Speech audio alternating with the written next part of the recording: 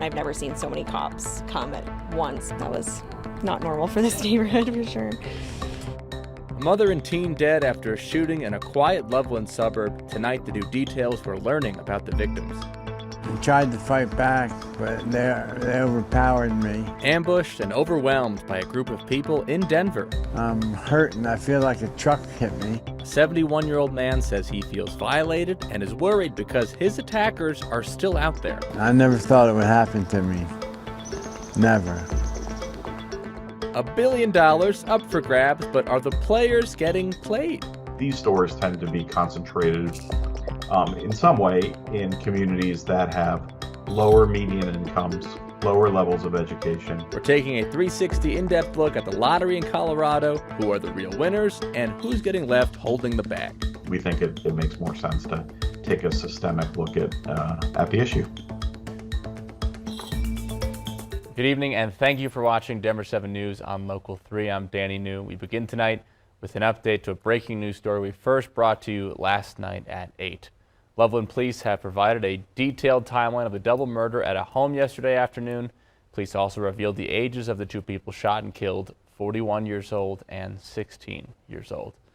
So here's the timeline. Police say they received a call at 2:21 yesterday from a 12-year-old inside the house saying their mother had been shot. A 14-year-old also called 911 to report the shooting. Police arrived 4 minutes later. At the entry to the home, they found a 16-year-old who had been shot and the 14-year-old who called 911. Once inside, police also rescued a 5-year-old at the top of the stairs and a 2-year-old in the backyard. The 12-year-old who also called 911 was hiding in a bedroom closet. Unsure where the gunman was, SWAT officers searched the home, rescued that child, and found a 41-year-old woman dead. The suspect was not in the home. His phone signal tracked to Erie, and at that same time, a resident in Erie reported seeing a man carrying a long gun. SWAT officers quickly arrived on scene and found him with a self-inflicted gunshot wound. Denver 7 learned that suspect is 49-year-old Javier Acevedo. Right now, police have not identified the victims by name, just age. We will continue pushing for answers. And a 71-year-old man beaten and robbed at a Denver gas station. That man says he was no match for the group of men. Denver 7's Patrick Perez spoke to the victim, while those who beat him are still on the loose. That man was doing something as simple as buying a pack of cigarettes. Now he's traumatized about what happened and wanting others to stay away from this area. I have a cut inside my mouth where one of them punched me. This 71-year-old man doesn't want us to show his face or use his name because he fears for his safety. I never thought it would happen to me. Never. It was Thursday morning, shortly before 5:30, when he stopped by the 7-Eleven on Colfax in Ogden on his way to work. He just wanted a pack of cigarettes, but a group nearby wanted more. Tried to fight back, but they overpowered me. The man says the group beat him up, went through his pockets, and robbed him. Took my wallet, my keys, stripped me of everything, then stole my car. A brand new car. His daughter says he bought the car just a few months ago, the first brand new car he's ever owned in his life. I feel violated and I feel abused. According to Denver police records, there have been at least 41 crimes reported at this 7-Eleven so far this year. That includes 5 robberies and 3 aggravated assaults. Nearby, 2 men were shot and killed back in January, and at the end of June, there were also several shootings. They're troubled people. What happened to the 71-year-old man is enough for him to never return again. That's a place that they should shut down. Go extra 10, 15 minutes out of your way to get to a safe place to buy your goods. If you saw what happened here yesterday morning, Denver police want to hear from you. Make sure you call them. In Denver, Patrick Perez, Denver 7. Thank you, Patrick. And Aurora Fire says one person was killed in a fire overnight. This was at a multi-family home near Quincy and Memphis Street. Fire crews say while they were checking that home, they found a person who was suffering from smoke inhalation, and that person died at the hospital. Right now, there is no word on that person's name or what caused the fire. Well, lottery fever is all over as the Mega Millions jackpot tops $1 billion. Now, even if you don't win, you can at least take solace in knowing that you've kicked in money towards our state parks and conservation, so thank you for doing that. But the question is, are certain groups being targeted to buy more tickets than others and inadvertently paying more than their fair share for the parks? Rob Harris goes 360 on this $81 billion industry. You won't hear the beeps and buzzes of the Mega Millions ticket machine here at Staunton State Park. Feeling the breeze, seeing the trees. It's relaxing, it's freeing. But you will feel the impacts of the Colorado lottery. We're here at Staunton State Park along one of our the trails here that was funded through some lottery dollars. About 19% of revenue for Colorado Parks and Wildlife comes from lottery funds. It's an investment that those at the park say pays off over and over again. My name's Zach Taylor. I'm the park manager here at Staunton State Park. We're actually standing in our visitor center. The visitor center itself was about $3.2 million.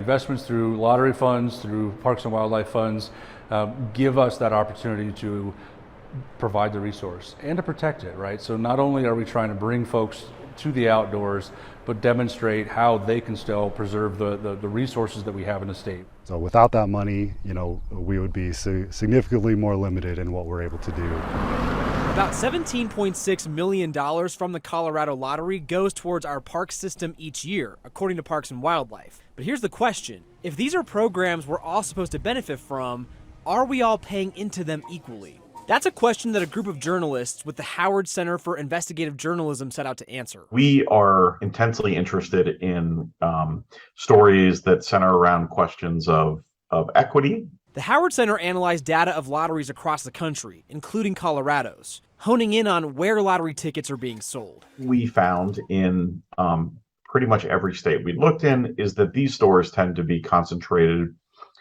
in some way in communities that have lower median incomes, lower levels of education, and in many places, higher levels of African-American residents or Hispanic residents. In Colorado, neighborhoods with lottery retailers have a lower median income by about $20,000.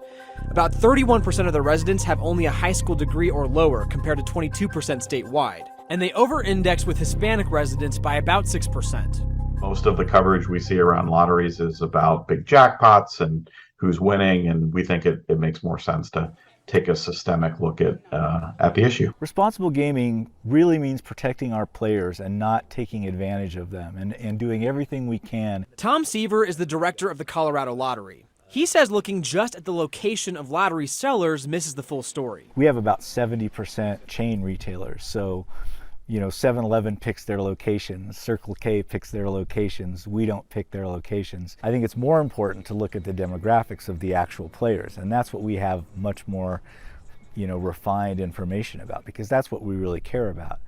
So if you look at our player demographics, they are very, very similar to the state. We are not overrepresented in lower incomes. The Colorado Lottery did provide us with this report, showing similar demographics between its players and the state as a whole. What this data may miss, though, is the frequency at which these groups play the lottery and the amount of money they spend when they do. At this 7-Eleven on Tower Road in Denver, Mega Millions players have been streaming in, wanting to buy their chance at the growing jackpot, now offering the chance to turn one of them into a billionaire overnight. Yeah, I'm helping my couple of my siblings pay off their mortgages. It's going to be a yacht, no doubt. The numbers tell them they're much more likely to be struck by lightning walking out of the store than actually hit the jackpot. But they seem both aware and okay with this. Absolutely. Okay, it's fun. You know what I mean? A break from the day-to-day. And with every $2 chance to dream, the hope is it inspires them to get out and appreciate the beautiful state they live in, too. It's free. For Denver 7, I'm Rob Harris. Thank you, Rob. And as many of us check our Mega Millions numbers tonight and cross our fingers, here is one stat you should know. The Colorado Lottery says that the hype around the Mega Millions has brought in about $6 million extra dollars for our state parks since April. So, good work, everyone. Wild weather popping up across Colorado. Scattered showers a possibility here across all of Colorado as we head through tonight. I'll let you know if we'll see any more heavy thunderstorm activity here for Denver. I'm going to interrupt my normally scheduled briefing here for some exciting news. Piloting planes must run in the family or fly in it. It's a dream come true to have my daughter sitting beside me on the flight deck. I'm just so excited.